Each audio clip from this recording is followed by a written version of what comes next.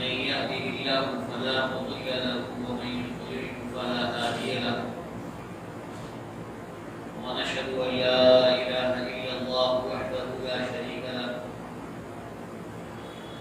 ونشهد أن سيدنا محمدا عبده ورسوله صلى الله تعالى عليه وعلى آله وأصحابه أجمعين.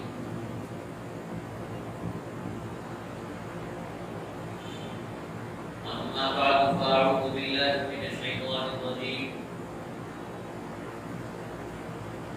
بسم الله الرحمن الرحيم.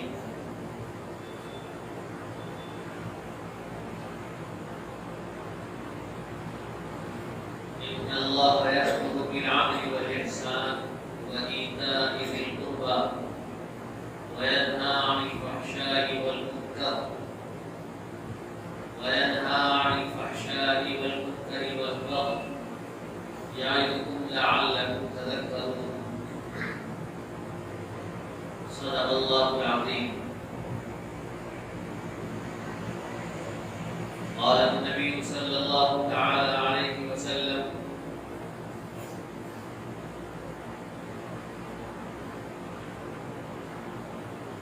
عن عبد الرحمن بن عوف رضي الله عنه قال: سمعت رسول الله صلى الله عليه وسلم يقول: قال الله تعالى: أنا الله وأنا الرحمن وخلقت الرحم وشققت لها من اسمي فمن وصلها وصلته ومن قطعها بدأته أو كما قال عليه الصلاة والسلام.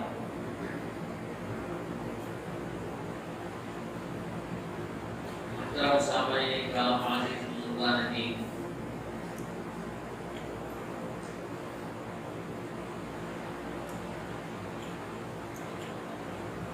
انسانوں میں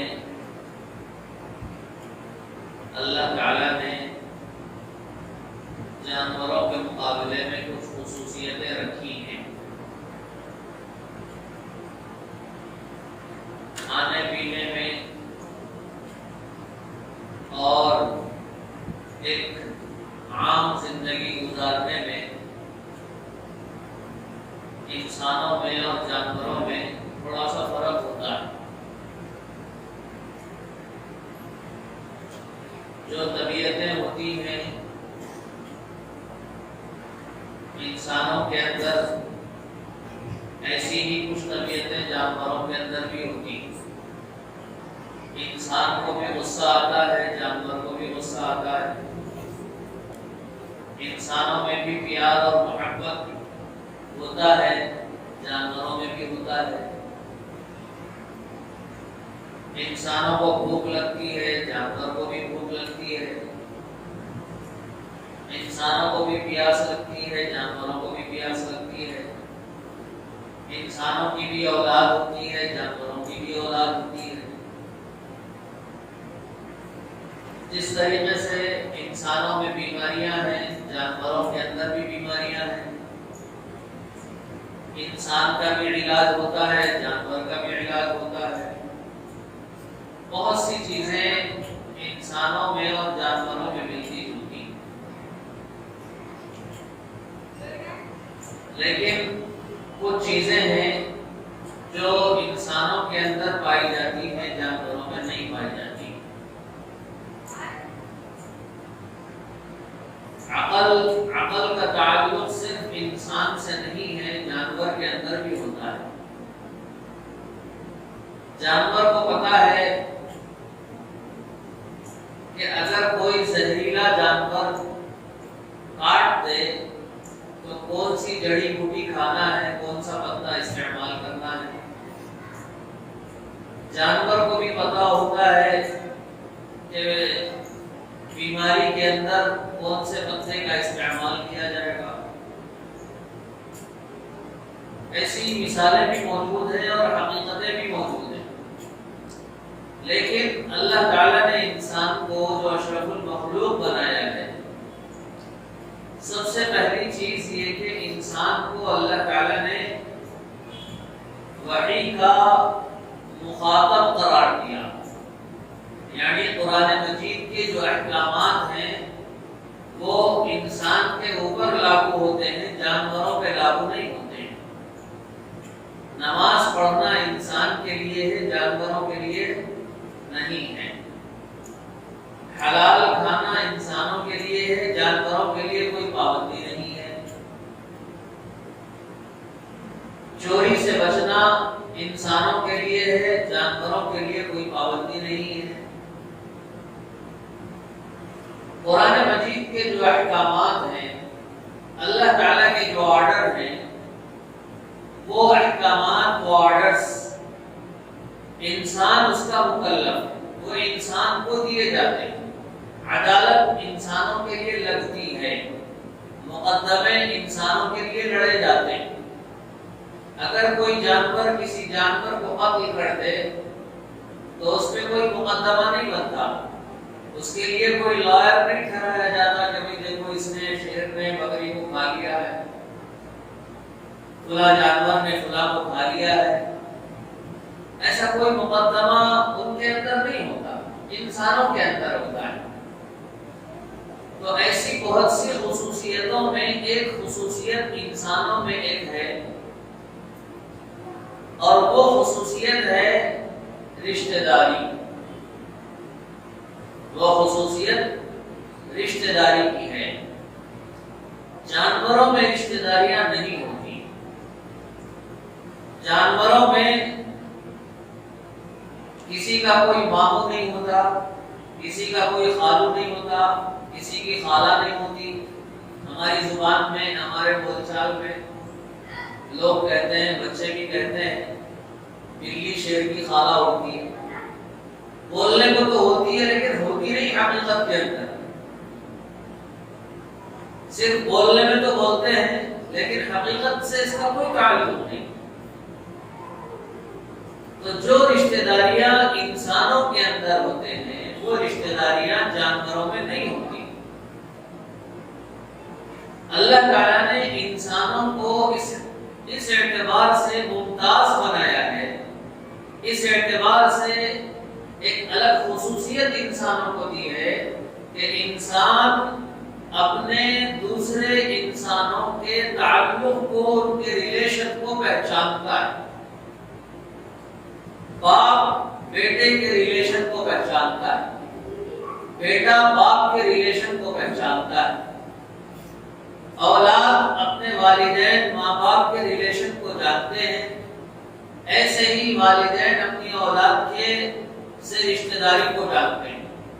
بھائی بہن کی رشتہ داری کو تسلیم کرتا ہے اور بہنیں بھی بھائی کی رشتہ داری کو تسلیم کرتے ہیں۔ یہ تو حقیقی رشتے ہوئے، بھائی بہن کا، ماں اور باپ کا، اور ایسے ہی اولاد کا۔ اس سے ہٹ کے کچھ رشتہ داریاں ایسی ہیں جو تھوڑا اور قریب ہوتے ہیں، یعنی یہ تو سب سے زیادہ قریب ہیں۔ اس سے کم جیسے بھانجے ہیں، بھتیجے ہیں، بھانجیاں اور بھتیجیاں، ان سے بھی رشتہ داری ہوتی ہے۔ جو بہن بھائی کی رشتہ داری ہوتی ہے اتنی نہیں، لیکن اس کے قریب قریب ان کی رشتہ داری ہوتی ہے۔ ماموں سے بھی رشتہ داری ہوتی ہے، چچا سے بھی رشتہ داری ہوتی ہے، اور پھر اس سے ہٹ کے کچھ اور دور کی رشتہ داریاں، جیسے چچا زاد بہن بھائی، چچا زاد بھائی، ماموں زاد بھائی، جس کو ہماری زبان میں ممیرے بھائی، چچیرے بھائی، خلیرے بھائی کہتے ہیں، یہ بھی ایک رشتہ داری ہے۔ پھر اس سے بھی اور دور کی رشتہ داریاں ہوتی ہیں۔ وہ رشتہ داری یہ ہے کہ دادا کے بھائی کی اولاد، وہ بالکل ایک پیڑھی الگ ہو جاتی ہے، کوئی خاندان الگ بستا ہے۔ ایسے ہی نانا کے بھائی کی اولاد یا نانا کی بہن کی اولاد، دادا کی بہن کی اولاد۔ باپ کی بہن تو پھوپھو لگتی ہے، لیکن دادا کی بہن کو بھی لوگ دادی کہتے ہیں، لیکن اس کا خاندان الگ بڑھ جاتا ہے۔ تو ان سے بھی رشتہ رشتہ داریاں ہوتی ہیں، دور کی بھی ہوتی ہیں، قریب کی بھی ہوتی ہیں، اور حقیقی بھی ہوتی ہیں، اور سسرالی بھی ہوتی ہیں، سسرالی رشتہ داریاں بھی ہوتی ہیں۔ کیا یہ رشتہ داریاں آپ کو جانوروں میں ملیں گی؟ کسی جانور میں نہیں ملیں گی، کسی جانور میں نہیں۔ یہاں تک کہ جو جانور اپنی اولاد کو جنم دیتا ہے، اس اولاد کی حفاظت بھی یا اس سے محبت بھی اتنی دیر تک یا اتنے عرصے تک کرتا ہے جب تک وہ بچہ ہو۔ چڑیا اپنے بچے کو اس وقت تک کھلاتی ہے جب تک اسے اڑنا نہیں آتا۔ جب وہ اڑنے کے قابل ہو جائے تو پھر چڑیا اسے اپنے منہ میں دانا چھپا کے لا کے نہیں دیتی کہ کھا، اور اپنے پنجرے میں سے وہ بچہ اگر نہ نکلے تو چڑیا چونچ مار مار کے اسے پنجرے سے نکالتی ہے، گھونسلے سے نکالتی کہ اڑنا سیکھ اور اپنے آپ کھانا سیکھ، اپنے پیروں پہ کھڑے ہونا سیکھ۔ پھر اس کے بعد اگر وہ بچہ رہا نہیں رہا، کہیں اڑ کے چلا گیا، وہ ایک اپنی زندگی الگ جیتا۔ تو اللہ تعالیٰ نے رشتہ داریاں انسانوں میں رکھی ہیں، انسانوں کے علاوہ دوسروں میں یعنی جانوروں کے اندر یہ رشتہ داریاں موجود نہیں ہوتی۔ انسان اگر ایک اعتبار سے دیکھا جائے تو ہر انسان ایک دوسرے سے کوئی نہ کوئی رشتہ رکھتا ہے، اور اگر بظاہر کوئی رشتہ نہ بھی سمجھ میں آئے تو سب سے بڑا رشتہ یہ ہے کہ سارے انسان حضرت آدم علیہ السلام کی اولاد ہوں، چاہے وہ مسلمان ہوں چاہے مسلمان نہ ہوں، کوئی کافر ہے، کوئی یہودی ہے، کوئی مشرک ہے، کوئی مجوسی ہے، کوئی کچھ ہے، لیکن سارے کے سارے حضرت آدم کی اولاد میں سے ہیں، سارے کے سارے حضرت آدم علیہ السلام کی اولاد میں سے۔ تو یہ رشتہ داری کا بنیادی پہلو ہے۔ جب نکاح کے وقت میں خطبہ پڑھا جاتا ہے تو اس خطبے میں ایک آیت یہ بھی پڑھی جاتی ہے، یا ایھا الناس اتقوا ربکم الذی خلقکم من نفس واحدہ، اے لوگو اس رب سے ڈرو، اپنے اس رب سے ڈرو جس نے تمہیں ایک ذات سے پیدا کیا، من نفس واحدہ، ایک انسان سے۔ یہاں دو انسان بھی نہیں کہا اللہ تعالیٰ نے، اس لیے کہ حضرت حوا جو ہم سب کی ماں ہیں وہ بھی پیدا ہوئی حضرت آدم علیہ السلام کی پسلی سے، تو حضرت آدم اصل ہیں، اور پھر ان سے پوری نسل دنیا کی چلی ہے انسانوں کی۔ تو اللہ تعالیٰ یہ آیت میں فرماتے ہیں کہ اس رب سے ڈرو، اور یہ کس کو کہا جا رہا ہے؟ یا ایھا الناس، اے لوگو، اے مسلمانوں نہیں، اے مومنوں نہیں، اے قرآن کے ماننے والوں نہیں، اے انسان، چاہے تم کچھ بھی ہو، تم کسی بھی مذہب کے ماننے والے ہو، لیکن تمہارا پیدا کرنے والا اللہ ہے، اس اللہ سے ڈرو جس نے تم کو ایک انسان سے پیدا کیا ہے۔ تو ساری مخلوق، سارے انسان حضرت آدم کی اولاد ہیں، تو لہذا ایک دوسرے کے بھائی ہو گئے، ایک دوسرے کے بھائی۔ جو رشتہ داریاں آپ نے ابھی سنی، حقیقی رشتہ داری، پھر تھوڑا قریب، پھر تھوڑا قریب، یعنی اس سے کچھ دور، پھر دور کی رشتہ داری، پھر دور کی رشتہ داری، اور اگر دور اور اس سے بھی زیادہ دور ہو تو ہے تو نہیں رشتہ داری لیکن پڑوسی ہے ہمارے، لوگ کہتے ہیں، تو پڑوسی ہونا بھی ایک رشتہ داری۔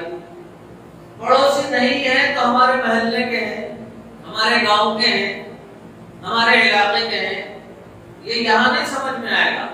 کسی دوسری کنٹری میں جائیے، وہاں اگر ہمارے علاقے کا کوئی آدمی مل جائے تو ایسا لگتا ہے ہمارا کوئی رشتہ دار مل گیا ہے، ایسا محسوس ہوتا ہے۔ تو اپنے محلے کا ہونا، اپنے علاقے کا ہونا، اپنے گاؤں کا ہونا، اپنے ملک کا ہونا، یہ بھی ایک رشتہ داری ہے۔ اور اس سے بھی آگے بڑھ کے اگر ہم دیکھنا چاہتے ہیں تو پھر مذہب کے اعتبار سے، کہ یہ ہمارے مومن بھائی ہیں، یہ مسلمان بھائی ہیں، بھائی بہن ہیں، اس سے بھی آگے اگر دیکھیں گے تو انسان ہے، ایک انسان دوسرے انسان کا بھائی ہے، حضرت آدم کی ساری اولاد ہے۔ تو بہرحال اللہ تبارک و تعالی نے انسانوں میں رشتہ داریاں رکھی ہیں، جانوروں میں رشتہ داریاں نہیں رکھی۔ اور جب جانوروں میں رشتہ داری نہیں ہے تو جانوروں میں کوئی اس کا اعتبار اور احترام بھی نہیں ہے، کوئی احترام نہیں ہوتا۔ جانور کو غصہ آ جائے وہ اپنے باپ کو ہی مار دیتا ہے، جانور کو غصہ آ جائے وہ اپنی ماں پہ ہی چڑھ دوڑتا ہے اور اسے ہلاک کر دیتا ہے۔ سانپ اپنے بچوں کو پالتا ہے چھوٹے چھوٹے، پھر کبھی اگر بھوک لگی بچوں کو ہی کھا لے گا، مگرمچھ اپنے بچوں کو نگل لے گی۔ وہاں کوئی رشتہ داری نہیں، وہاں کوئی اس کا تعارف ہی نہیں ہے، تعارف ہی نہیں بالکل۔ جب ان کے پاس ان چیزوں کا تعارف نہیں ہے تو پھر اس کا احترام بھی نہیں ہے، اس کے مسائل بھی نہیں ہیں کہ میں کس کے ساتھ کیسا رہنا چاہیے۔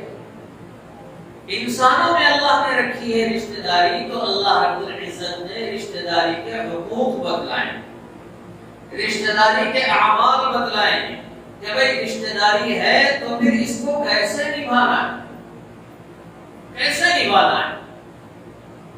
رشتہ داری نبھانے کو عربی زبان میں رحم کہا جاتا ہے، رحم، صلہ رحمی کہتے ہیں نا، صلہ رحمی کرنا، اچھا سلوک کرنا، رشتہ داروں کے ساتھ ان کے حقوق ادا کرنا، ان کے ساتھ اچھا رہنا، اس کو عربی زبان میں رحم کہتے ہیں۔ حضرت عبد الرحمن بن عوف رضی اللہ تعالی عنہ جو صحابی رسول ہیں فرماتے ہیں کہ ہم نے رسول اللہ صلی اللہ علیہ وسلم کو یہ کہتے ہوئے سنا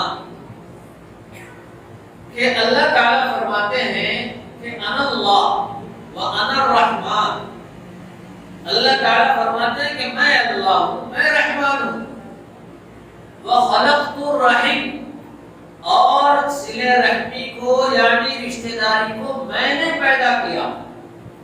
رشتہ داریاں کس نے بنائی؟ اللہ نے بنائی، کسی اور نے نہیں بنائی۔ اپنی ذات سے، اپنی محنت سے کوئی رشتہ داری نہیں بنا سکتا۔ یہ رشتہ داریاں اللہ نے رواج دی ہیں، اللہ نے بنائی ہیں۔ اور پھر آگے اللہ تعالیٰ فرماتے ہیں وَشَقَقْتُ لَهَا مِنَ اسْمِي، میں نے اس کا نام رحیم رکھا اور میرا نام رحمان ہے۔ رحیم رحمان سے نکلا ہوا، رحمان کے جو معنی ہے رحیم کے بھی وہی معنی۔ رحمان کے معنی ہے رحمت والا، مہربان، مہربانی کرنے والا، بہت زیادہ مہربانیاں کرنے والا، اس کو رحمان کہتے ہیں۔ اور رحیم کے معنی بھی ہے رحمت، مہربانی، حسن سلوک۔ تو اللہ تعالیٰ نے رشتہ داری کا نام اپنے نام سے رکھا، اپنے نام سے اس کو نکال کے رکھا۔ وَشَقَقْتُ لَهَا مِنَ اسْمِي، میں نے رشتہ داری کا نام رکھا اپنے نام سے نکال کر۔ یہ کوئی معمولی بات نہیں ہے، اللہ تعالیٰ خود فرما رہے ہیں کہ میں نے رشتہ داری کا نام رحیم رکھا رحمان سے نکال کر۔ اور پھر آگے فرماتے ہیں فَمَنْ وَصَلَهَا وَصَلْتُهُ، جو رشتہ داری کو جوڑے گا، جو رشتہ داری کے ساتھ اچھا سلوک کرے گا، یعنی اس کے جو حقوق ہیں وہ ادا کرے گا، وَصَلْتُهُ، تو میری رحمت کے ساتھ اس کا جوڑ ہوگا، میں اس کو اپنے ساتھ ملا کے رکھوں گا، جوڑ کے رکھوں گا اپنی رحمت کے ساتھ۔ اور پھر فرماتے ہیں وَمَنْ قَطَعَهَا، اور اگر کوئی رشتہ داری کو توڑتا ہے، رشتہ داری کو ختم کرتا ہے، تو بَتَتْتُهُ یا قَطَعْتُهُ، میں اس کو توڑ دیتا ہوں۔ جو میرے نام سے نکلے ہوئے رحم کو یعنی رشتہ داری کو توڑ دیتا ہے تو پھر اس کو کیا حق پہنچتا ہے کہ وہ میرے ساتھ مل کے رہے، لہذا میں اسے توڑ دیتا ہوں یعنی اس کو رحمت سے دور کر دیتا ہوں۔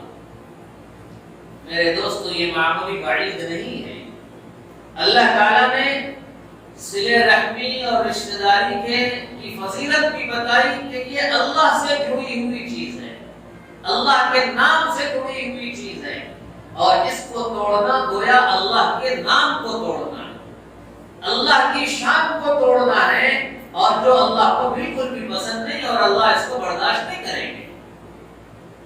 تو میرے دوستو، رشتہ داریوں کے تعلق سے اللہ کے نبی علیہ السلام نے اتنے احکامات ارشاد فرمائے، خود قرآن مجید میں جگہ جگہ اللہ تعالیٰ نے رشتہ داریوں کے حقوق یعنی صلہ رحمی کرنے کا اللہ تعالیٰ نے بار بار حکم دیا۔ صلہ رحمی کرنے میں سب سے اول نمبر پہ آتے ہیں والدین، سب سے اول نمبر پہ صلہ رحمی کے حقدار سب سے اول نمبر پہ ہیں والدین۔ کیوں؟ اس لیے کہ والدین کا رشتہ اولاد سے بہت زیادہ قریبی ہوتا ہے، قریب کا رشتہ ہوتا ہے ان کا۔ پھر اس کے بعد یہ کہ بات دیگر بھائی بہن اور پھر دوسرے رشتہ دار وغیرہ یہ سب آتے ہیں، اور اس کے اندر بیوی بھی آتی ہے۔ بیوی کے ساتھ بھی حسن سلوک کو اللہ تعالیٰ نے حسن سلوک کا اللہ تعالیٰ نے حکم دیا۔ تو یہ ساری رشتہ داریوں کے ساتھ حسن سلوک کا اللہ کے نبی نے حکم دیا، اللہ نے حکم دیا۔ اگر کوئی ان رشتہ داریوں کو توڑتا ہے یا دلوں میں کینہ بساتا ہے، دلوں میں بغض بسا کے رکھتا ہے، تو پھر یہ اللہ رب العزت کو پسند نہیں ہے۔ میرے دوستو، رشتہ داری کو توڑنے کا نتیجہ دنیا کے اندر یہ ظاہر ہوتا ہے کہ جہاں رشتہ داریاں توڑ دی جاتی ہے اس گھر میں یا اس آدمی کے پاس کبھی سکون نہیں ہوتا، کبھی سکون نہیں ہوتا۔ آپ آسمان میں دیکھ لیجیے، والدین کے ساتھ بدسلوکی کرنے والی اولاد کبھی دنیا میں خوش نہیں رہ سکتی، بھائی کے ساتھ بدسلوکی کرنے والا دوسرا بھائی کبھی سکون سے نہیں رہ سکتا۔ جو بھائی اپنے بہن کے ساتھ بدسلوکی کرے، اس کے حقوق ادا نہ کرے، صلہ رحمی نہ کرے، اس بھائی کو سکون نہیں مل سکتا۔ جو بہن اپنے بھائی کے ساتھ حسن سلوک نہ کرے، وہ بہن کبھی خوش نہیں رہ سکتی۔ آپس میں انتشار بڑھتا رہتا ہے، آپس میں اختلاف بڑھتا رہتا ہے، اور اختلاف بڑھتے بڑھتے نوبت یہاں تک پہنچ جاتی ہے کہ وہ اثر اولاد میں بھی آ جاتا ہے، اولاد میں بھی وہ اثر داخل ہو جاتا ہے۔ کیوں؟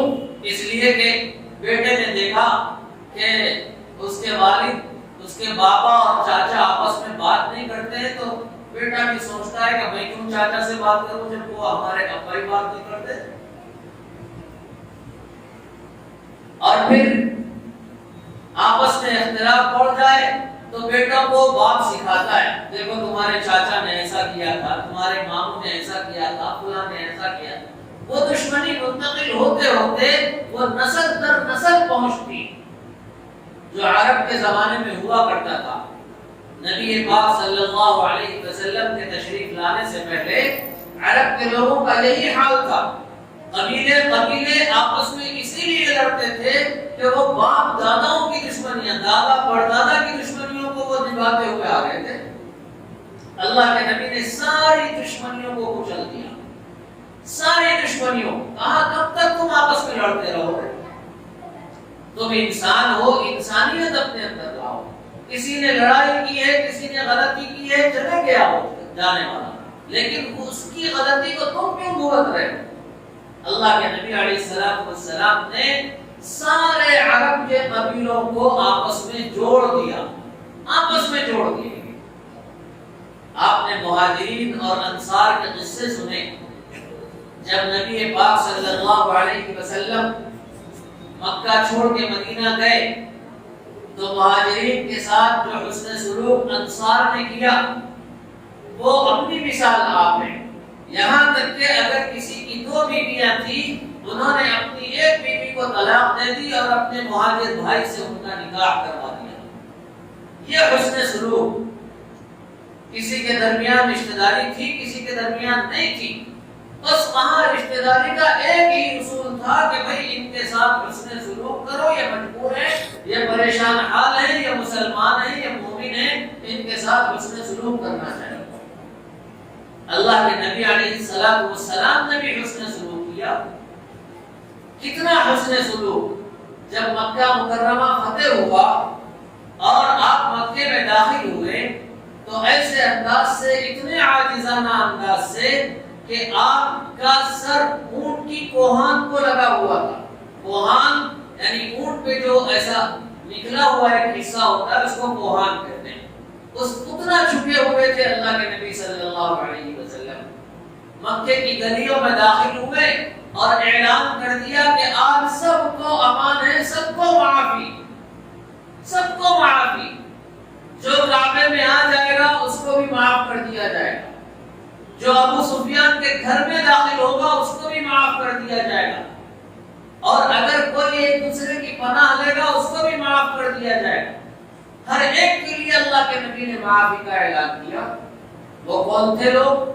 وہی لوگ تھے جو کچرا پھینکا کرتے تھے اللہ کے نبی صلی اللہ علیہ وسلم. لیکن اللہ کے نبی نے اپنے کردار سے, اپنے اخلاق سے سارے مکے والوں کے دل جیت لیے. اللہ کے نبی طائف میں پتھر کھاتے رہے لیکن بد دعا نہیں دی کہ ہو سکتا ہے کہ ان کی نسلوں میں کوئی مسلمان نکل جائے, ان کی نسلوں کو ہدایت مل جائے.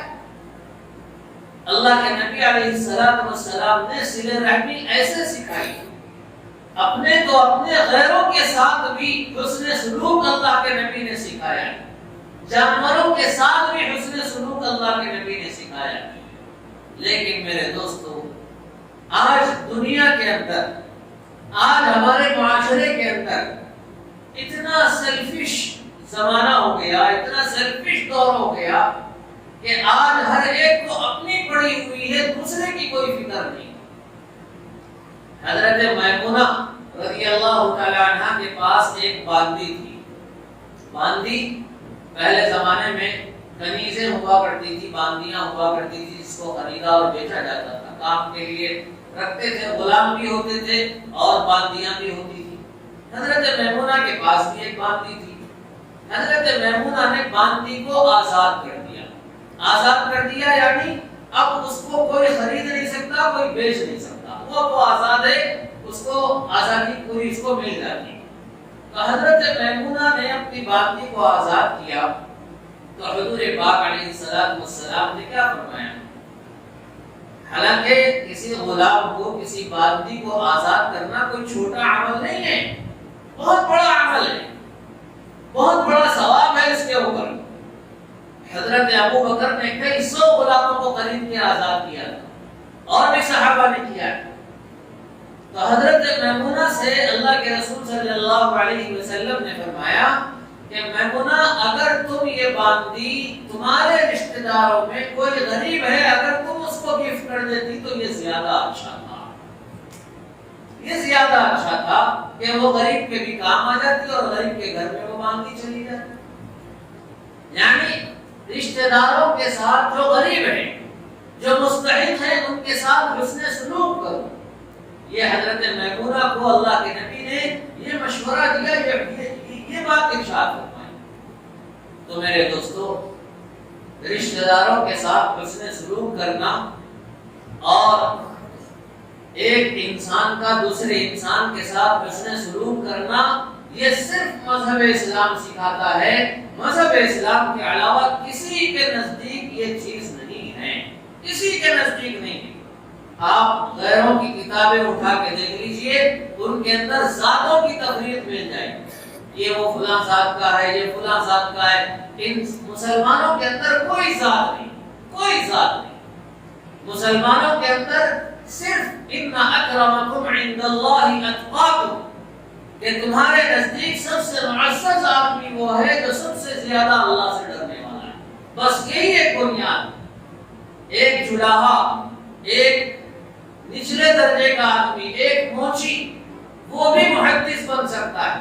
ایک موچی وہ بھی امام بن سکتا ہے اگر اس کو قرآن پڑھنا آ جائے, اس کو مسائل آ جائے, وہ عالم ہو جائے, تو چاہے وہ موچی کا بیٹا ہو لیکن وہ مصلی پہ کھڑے ہو سکتا ہے. اسے اختیار ہے, اللہ نے اختیار دیا. حضرت بلال حبشی رضی اللہ تعالیٰ کون تھے؟ کون تھے حضرت بلال حبشی رضی اللہ تعالیٰ؟ غلام تھے, اور وہ بھی حبشہ کے غلام.